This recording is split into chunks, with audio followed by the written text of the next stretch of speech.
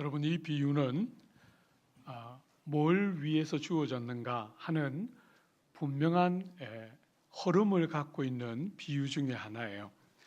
우리가 많은 다른 비유들은 그 배경이 약간 불투명할 때가 있는데, 이 비유는 배경이 아주 분명하기 때문에 여러분과 제가 이 비유를 볼 때 뭘 배우면 되는가, 뭐가 이 비유의 핵심인가, 한번 배경을 먼저 한번 보세요.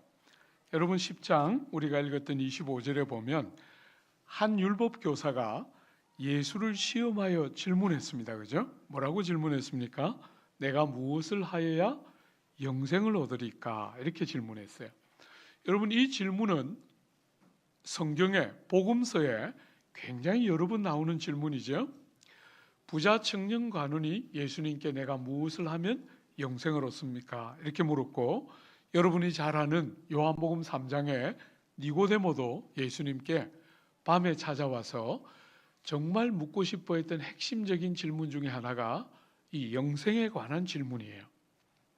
사랑하는 여러분, 이 질문에 너무너무 좋은 질문임에도 불구하고 이 질문의 한 어려움은 뭐냐면, 내가 무엇을 하면 영생을 얻으리까에 있는 것이죠. 그죠? 사람들은 대부분 영원한 생명 혹은 용서와 구원을 내가 어떻게 살면 얻을 수 있는 것처럼 여기게 돼요. 오늘도 많은 사람들은 그렇게 구원의 문제, 죄의 용서의 문제를 자기들이 뭘 하고 안 하는 주제라고 생각을 해요. 그래서 오늘 이 지금 율법 교사도 예수님께 그렇게 묻고 있죠. 예수님이 그 율법 교사에 대한 대답은 무엇입니까? 26절에 보면 예수께서 이르시되 율법에 무엇이라 기록되었으며 내가 어떻게 읽느냐. 예수님에게 질문했는데 예수님이 대답하지 않으시고, 네가 율법을 잘 아는 사람이니까 율법에는 뭐라고 되어 있느냐 이렇게 반문하셨어요. 여러분, 그러자 이 율법 교사가 잘 대답했습니다. 그죠? 뭐라고 대답했지요? 27절 한번 보세요. 마음을 다하여 목숨을 다하며 힘을 다하며 뜻을 다하여 주 너의 하나님을 사랑하고 또 내 이웃을 내 자신같이 사랑하라 하였나이다. 여러분, 이것을 가르쳐서 뭐라 그랬죠? 제일 크고 첫째 되는 계명, 하나님을 사랑하는 것이고 이웃을 내 몸처럼 사랑하는 것, 이것은 율법의 강령이다 이렇게 말씀하셨죠.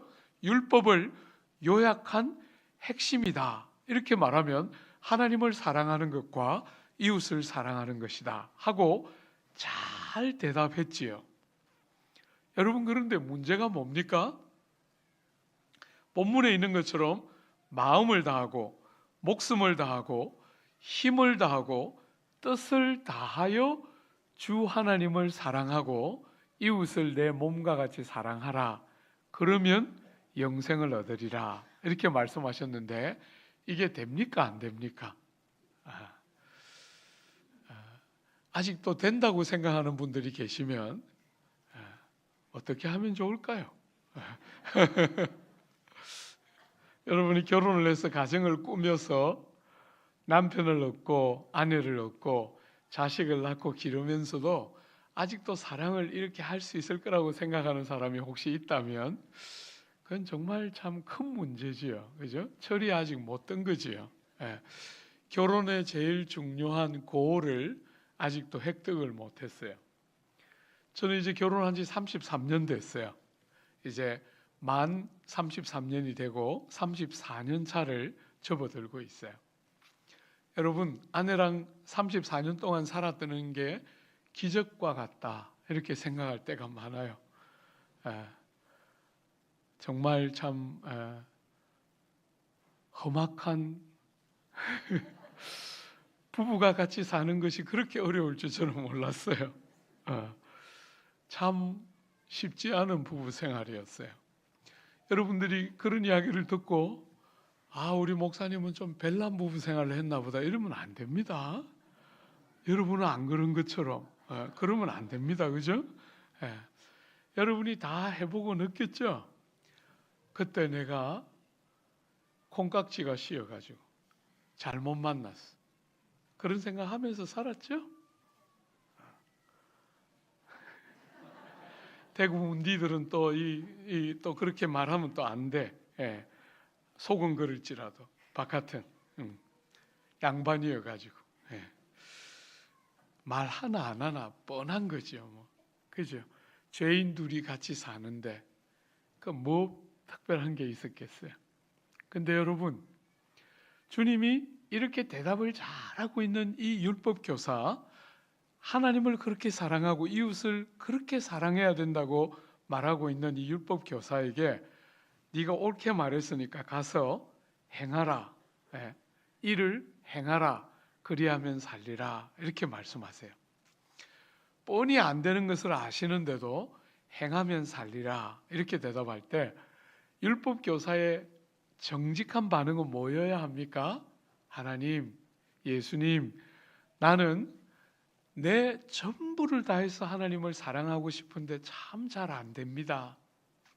이웃들을 내 몸의 한 부분처럼 여기고 소중하게 대하고 싶은데 그렇게 잘 안 되고, 내 배로 낳은 자식들은 참 사랑이 저절로 되는데 조금만 거리가 떨어지면 사랑이 잘 안 됩니다. 이렇게 정직하게 말해야 될 텐데 그렇게 말하지 않고 마치 그 일이 가능한 것처럼 내가 그러면 사랑해야 되는, 내 몸의 한 부분처럼 사랑해야 되는 내 이웃은 누구입니까? 이렇게 질문하고 있어요.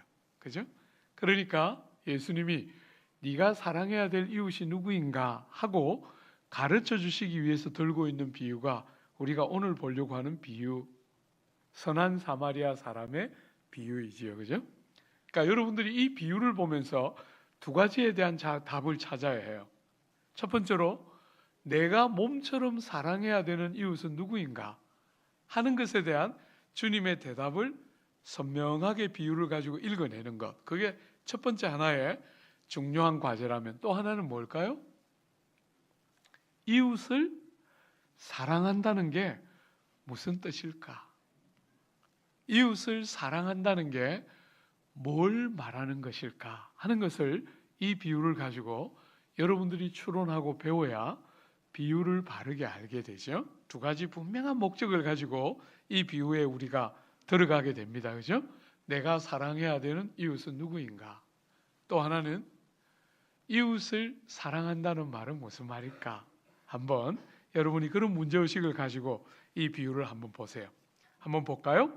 어떤 사람이 30절에 어떤 사람이 예루살렘에서 여리고로 내려가다가 강도를 만나매 강도들이 그 옷을 벗기고 때려 거의 죽게 된 것을 버리고 갔더라.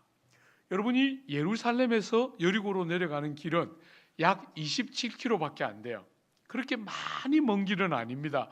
27km 정도 되는 과히 먼 길이 아닌데 이 높이의 차이가, 예루살렘은 약 한 700m 남짓 되는 고지이고 요 여리고는 200m 남짓 되는 저지대예요.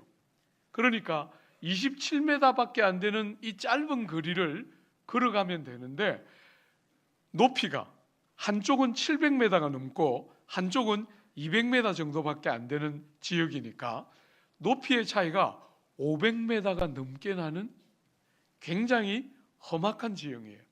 그러니까 여기에 낭떠러지도 많고 계곡들도 있고 해서 대낮에도 사람들이 혼자서는 잘 안 지나가던 길이 예루살렘에서 여리고로 가는 길이에요.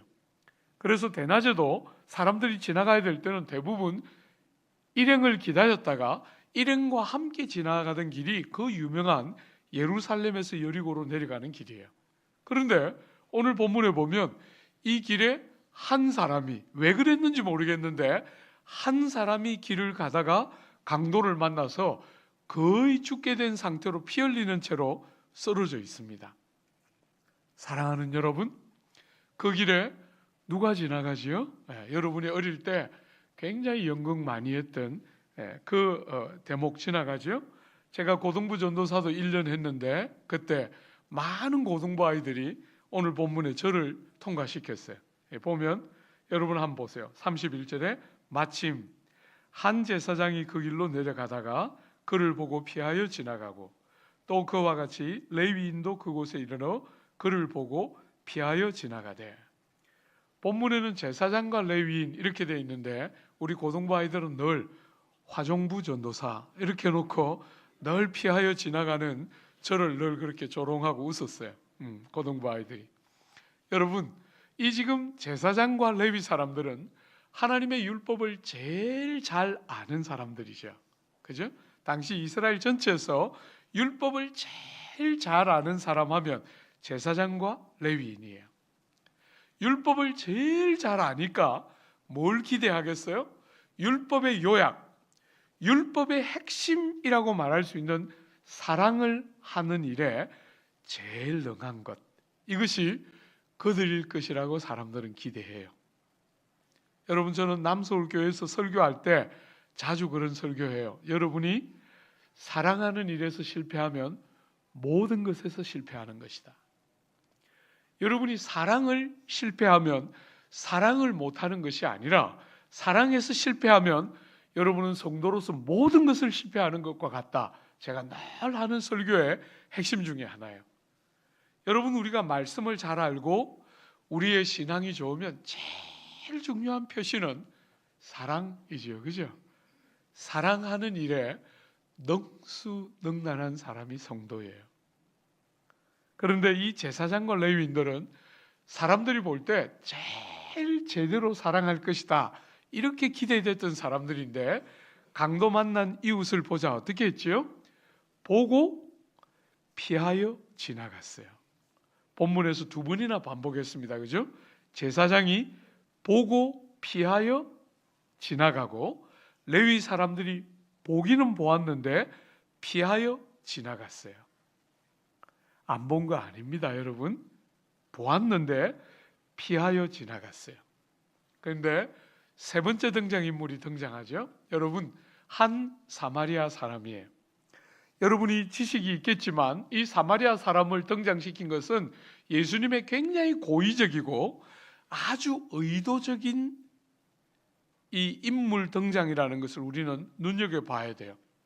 여러분, 당시에 예수님의 설교를 듣고 있던 대부분의 유대인들이 기대했던 그림은 뭐였겠어요?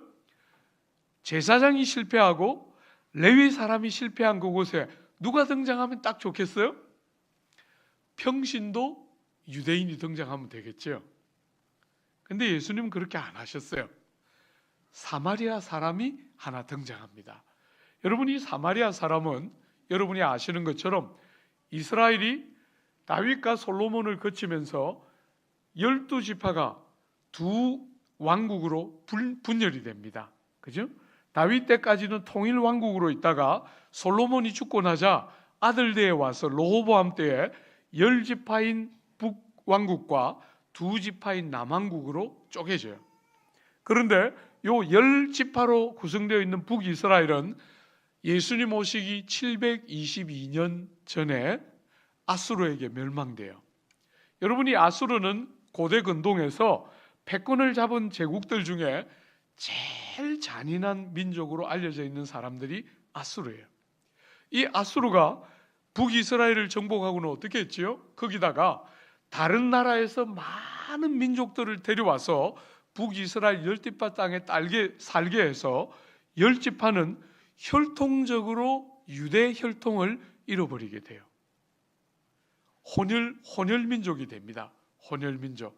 그래서 혈통을 중요하게 여기는 유대인들은 10지파를 아주 싫어했어요. 혼혈민족이 돼버렸기 때문에. 그죠? 혼혈민족. 여러분, 유대인들이 왜 그렇게 피를 소중하게 여겼을까요? 그 피에는 언약의 후손인 예수의 오심이 예언되어 있기 때문에 유대의 혈통들은 그런 면에서 아주 중요한 요소를 갖고 있었는데 10지파는 혼혈이 일어나 버렸어요. 약속된 아브라함의 후손 중에 오실 메시아에 대한 약속을 갖고 있는 이 중요한 백성들의 10지파가 혈통이 혼합이 되면서 문제가 생긴 거죠. 그래서 유대인들은 예수와의 관계는 생각도 못하지만 혈통적인 순수성을 유지하려고 몸부림쳤기 때문에 10지파를 아주 싫어하고 정죄했어요. 여러분, 거기다가 여러분들이 느헤미야서나 에스라서나 이런 성경에 보면 이스라엘이 70년 만에 포로 생활을 마치고 다시 BC 586년에 남유다도 멸망하지 않습니까? 그때 남유다가 멸망한 다음에 예레미야의 예언처럼 70년 만에 다시 이 땅에 돌아와요. 기적같이 잃어버린 그 땅으로 다시 언약 백성들이 돌아와서 느헤미야에 보면 어떤 일을 합니까? 성전을 다시 지었어요. 그죠? 스룹바벨 성전이라고 불리우는 성전을 다시 짓고 느헤미야는 돌아와서 그 성전을 보호하기 위한 예루살렘 성벽을 완공하게 돼요. 사랑하는 여러분, 그때 느헤미야와 에스라가 그 성벽을 짓고 성전을 완공시킬 때 철저하게 배제했던 사람들이, 북쪽에 있는 사마리아 사람들이 성전을 같이 짓고 싶어 할 때 안 끼워줬어요. 그러자 사마리아 사람들이 어떻게 했죠? 성경에는 안 나오지만 역사에 기록되어 있는데 북쪽에 있는 사마리아 사람들이 그리심산에다가 성전을 지어요. 여러분, 요한복음 3장에 보면, 요한복음 4장에 보면 그 여자 나오죠, 그죠? 우물가의 여인이 우리가 그리심산에서 예배를 드려야 합니까? 예루살렘에서 드려야 합니까? 묻지 않습니까? 성전이 두 개가 있기 때문이에요. 사마리아 사람들이 그 그리심산에 성전을 짓자 유대 백성들이 얼마나 싫어했는지 몰라요. 왜냐하면 유대인들이 생각할 때 성전은 하나밖에 없어요. 예루살렘에 있는 성전이 진짜예요. 그런데 사마리아 사람들이 자기 땅에 성전을 지었어요. 그리심산에다가 성전을 지어버리니까 유대인들이 너무너무 미워하다가 힘을 길러가지고 힘을 갖고 나서 예수님 오시기 100년 남짓 전에 그리심산에 있는 성전을 다 부셔버렸어요. 유대인들이 힘을 가지고서 그리심산에 있는 그 사마리아 사람들이 지은 성전을 다 회파시키자 이 사마리아 사람들이 호시탐탐 때를 노리다가 예수님 태어나시고 조금 지나서 AD 6년경에 예루살렘 성전에 와서 성전을 회파하지는 못하고 죽은 사람들의 뼈를 뿌려가지고 성전을 더럽혔어요. 그러니까 예수님이 지금 이 땅에 오셔서 사역을 시작하실 때는 사마리아 사람과 유대인들 사이에 극도로 민족 감정이 악해져 있을 때예요. 제일 서로가 미워할 때. 그래서 여러분이 복음서에 보면 예수님이 제자들이 유대 땅에서 북쪽에 있는 갈릴리로 갈 때 사마리아를 통과해 가야 되는데 통과하기 싫어서 돌아가게 돼요. 그죠? 바깥으로 돌아서 바로 사마리아를 통과하지 않고 갈릴리로 가기 위해서 멀리 돌아가는 길을 택하는 게 당시 유대인들의 습관일 만큼 서로가 아주 민족 감정이 안 좋았을 때 예수님이 강도 만난 사람들을 돕는 한 사람으로 사마리아 사람을 등장시키고 있어요. 이렇게 민족 감정이 악화될 대로 악화되어 있는 한 사마리아 사람을 등장시키는 것이 굉장히 의도적인 것 여러분이 눈여겨서 읽어내야 돼요. 그죠? 여러분 그 사마리아 사람이 등장했죠? 이 사람이 어떻게 했는지 한번 잘 보세요. 여러분 33절 한번 보세요. 어떤 사마리아 사람은 여행하는 중 거기 이르러 그를 보고 어떻게 했습니까, 여러분? 제사장과 레위인들은 보고 뭐 했지요? 피하여 지나갔는데 지금 이 사마리아 사람은 보고 불쌍히 여겼다. 이렇게 되어 있죠. 여러분 이 말을 문자 그대로 번역하면 마음이 움직였다. 이렇게 번역할 수 있어요. 사랑하는 여러분, 제일 사랑을 잘 행할 것이라고 여겨졌던 제사장과 레위인은 보고 피하여 지나갔는데 한 사마리아 사람, 원수같이 미워하고 있던 이 한 사람은 보고 불쌍히 여기면서 마음이 움직여졌어요. 여러분 잠언에 보면 하나님이 우리에게 이렇게 말씀하셨죠? 무릇 지킬 것보다 마음을 지키라. 이에서 생명이 나느니라. 여러분이 마음을 지키는 것은 굉장히 중요한 싸움이에요.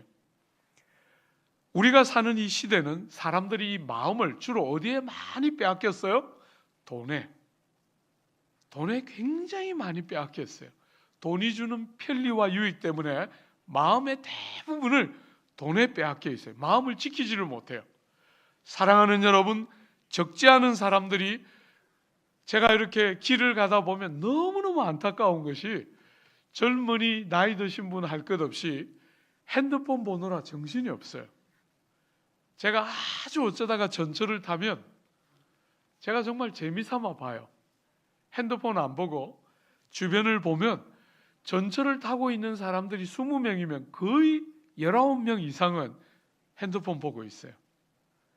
그리고 남아있는 1명, 20명 중에 1명 자고 있습니다. 그 사람도 깨면 핸드폰 또 볼 거예요. 마음을 못 지킵니다. 마음을 전부 뉴스, 굉장히 자극적인 뉴스에 마음을 다 빼앗기고, 감각적이고 아주 자기들이 듣고 싶어하는 귀에 솔깃한 뉴스에 마음을 다 빼앗기고, 이것들이 평생 길러서 20살 30살 되도록 길러놨더니 첫 월급 받았다고 뭐 하나 사서 들고 오는데 손에 들린 선물을 볼 때 기쁨보다 염려가 더 크지 않습니까? 저거 갖다 놓고 얼마나 또 많이 가져갈지 뻔한 세계가 보이니까 뭐 하나 손에 들고 오면 불안한데도, 여러분이 그 녀석들이 손에 들고 올 때 불안합니까? 안 불안합니까? 하나도 안 불안합니다. 왜요? 사랑하기 때문에. 줘도 안 아까운 것이요. 여러분이 그렇게 사랑을 배우고 그 사랑으로 여러분의 지체들을 사랑하고 여러분의 이웃들을 사랑하고, 사랑하는 여러분, 온 세상에 이 아우성, 오늘 이 조국 사회의 아우성을 한마디로 딱 요약하면 누가 나를 진실하게 사랑해 줄 사람 하나 없어? 하는 거 아니겠습니까? 성도가 이렇게 많은데, 교회가 이렇게 많은데 끝까지 포기하지 않고, 누가 어떻게 해도 좌절하지 않고, 그렇게 여러 번 실망하고, 그렇게 여러 번 넘어지고, 그렇게 여러 번 배반당했는데도 한 번도 그런 경험 없었던 사람처럼 또 누군가를 진실하게 사랑하고, 다 주고 다 잃어도 아까워하지 않는 그런 사랑으로 누군가를 사랑해 보신 적이 있습니까? 제가 목사하면서 하나님께 제일 감사한 것은, 제가 목사만 아니었으면 마음에 안 들었을 것들이 수두룩한데, 목사니까 돌았으면 또 봐야 되고 돌았으면 또 봐야 되니까 사랑할 수 없는 사람이 명백한데도 포기할 수 없어서 몸부림치며 30년 달려온 것보다 제 인생에 더 큰 복을 가져온 것은 없다. 저는 그렇게 생각합니다. 사람이 사랑이 안 돼서 너무나 힘들었는데, 사람 받아내는 것이 너무너무 고통스럽고 아팠는데, 그저 말씀이 가르치는 대로, 성경이 보여준 대로, 우리 예수 먼저 가신 대로 다른 거 말고 저도 누군가를 진실하게 한번 받아보려고 몸부림치다 보니까 대부분 실패했지만, 대부분 제대로 사랑 못 해줬지만, 어쨌거나 신용이라도 내보려고 몸부림치면서 이 길 30년 넘게 달려오다 보니까 여러분, 제 얼굴이 이렇게 바뀌었어요. 사람들은 한 번씩 이야기합니다. 저거는 고생도 모르는 게 뭐. 여러분, 제 이력서에 이렇게 여러분 보니까 연세대학 나왔더라. 예, 또 그렇게 나왔더라고요. 연대 나온 사람 같이 생겼죠. 좀 뺀질뺀질하게 좋은 가문에서, 그죠? 돈도 좀 넉넉하게, 영국 유학도 갔다 왔는데, 그런 가정에서 큰 거 아닙니다, 여러분.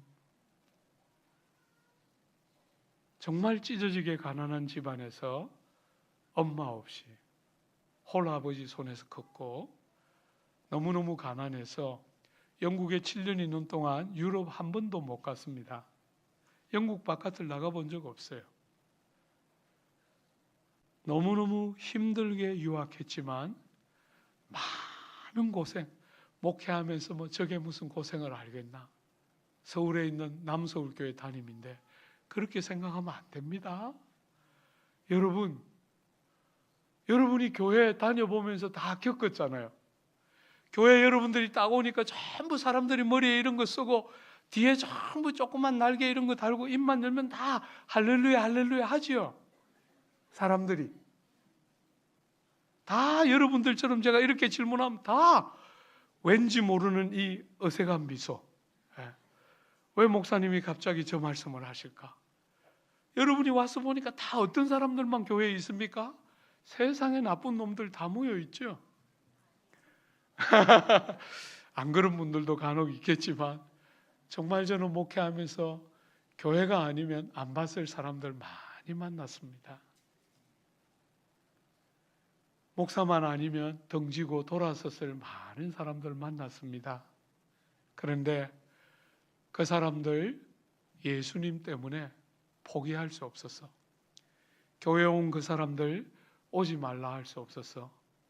가슴에 받아내려고 몸부림치다 보니까 30년 넘는 세월 정말 무수하게 아프고 상처받았지만 돌아서서 또 있고 돌아서서 또 있고 한 번도 그런 경험 없는 것처럼 또 잊어버리고 또 시작하고 또 시작하고 세월 흐르니까 사람들이 저보고 부잣집 아들 같이 생겼다 그래요. 죄송합니다 여러분. 주님이 주신 최고의 선물이라고 생각해요. 목사로서 사람 사랑하기 위해서 몸부림치다가 진짜 기쁨이 열렸습니다. 여러분 괴롭히는 사람이 없어서 기쁜 거 그게 가능합니까? 여러분 인생살이에 여러분을 힘겹게 하고 여러분을 걸려 넘어지게 하는 무수하게 많은 사람이 이쪽 저쪽에 있는데 좋은 사람 만나서 어려움 없이 마음 잘 당하는 남편과 아내 만나고 자식들도 하나같이 말 잘 듣고 그런 게 인생살이에 있습니까? 어쩌다가 돌연변이 중에 간혹 실수로 진짜 이상한 것들 중에 간혹 정말 예외적으로 아주 진짜 있을까 말까 어쩌다가 하나 간혹 그런 거 보이지만 대부분은 얼마나 아파요. 저 사람에게 무슨 고생이 있겠나 싶어도 들어가 봐요. 아픔이 얼마나 많아요. 그런 사람들의 아픔과 불완전함과 한계를 받아내면서 원망하지 않고 죄인으로 태어나서 이 불완전한 두 사람이 만나서 힘을 다해서 예수 때문에 사랑하고 믿어주고 실망했다고 말하지 않고 기다려주고 지지해주고 이만하면 누구도 저 사람 잘못했다는 말 할 사람 없을 때라도 끝까지 배반당해도 대갚아주지 않고 사랑하고 희생하고 종되고 섬기면서 사랑하는 것 그게 진짜 사랑이지요. 부탁합니다. 우리 남은교회 귀한 교우들이요. 세상이 말하는 그 모조품 가슴 설레고 한눈에 빠지고 이런 엉터리 같은 사랑 말고 그건 여러분들이 결혼하자마자 10개월 만에 다 없어졌잖아요. 그죠? 그 남자를 만나서 가슴이 설레서 벅차서 견디지 못해서 결혼했는데 10개월 만에 다 사라졌잖아요. 그건 사랑의 진품이 아니기 때문에 결혼하면 금방 호르몬의 변화가 생기면 없어지는 거예요. 그래서 제가 그런 건 다 미끼라고 불러요. 결혼 안 하고 살까 싶어서 덥석 묻기를 물었더니 그것이 알고 보니 원수였지요. 그런 것들을 만나서 사랑할 수 없는 우리들이 사랑을 배우고 변함없이 실망할 만한 수많은 자리에서 실망했다고 말하고 등 돌리지 않고 또 참아내면서 사랑하고 네 배로 난 자식들이지만 우리 가슴에 우리 등에 칼을 꽂아대는 자식들을 돌아서서 또 안아내고 받아내고 사랑하면서 우린 진짜 사랑을 배우고 그 사랑으로 이웃을 사랑하고 여러분의 지체들을 몸의 한 부분처럼 소중하게 여기고 여러분의 이웃들에게 여러분 자식들에게 주듯이 아무것도 아까워하지 않고 흘려서 나눌 줄 아는 진짜 사랑. 세상은 오늘 여러분과 저 안에 그런 거 보고 싶어 하는 거지. 여러분, 제가 너무 죄송합니다. 시간이 많이 갔는데 이제 마무리하려고 하는데, 영국 유학 제 돈으로 간 거 아닙니다. 제가 결혼을 잘해서 막강한 처가의 돈으로 유학 간 거 아닙니다. 여러분, 사랑하는 교회 동생들이, 제가 양육하고 제가 섬기고 제가 아끼고 사랑했던 동생들이 십서일반으로 돈을 모아서 저를 유학 보내줬어요.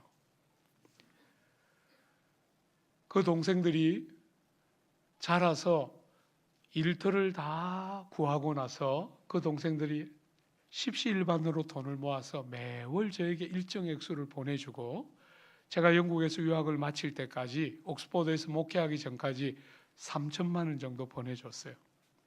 그게 제가 유학을 결심하고 수고로 왔지만 유학의 걸음을 결심하고 나가는 큰 힘이었습니다.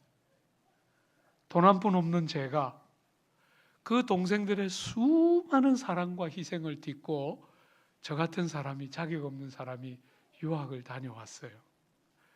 여러분, 그런 이야기 들어본 적 있습니까? 교회에서 사랑하는 동생들이 저같이 허물 많은 사람을 위해서 돈을 모아서 유학을 보내줬습니다.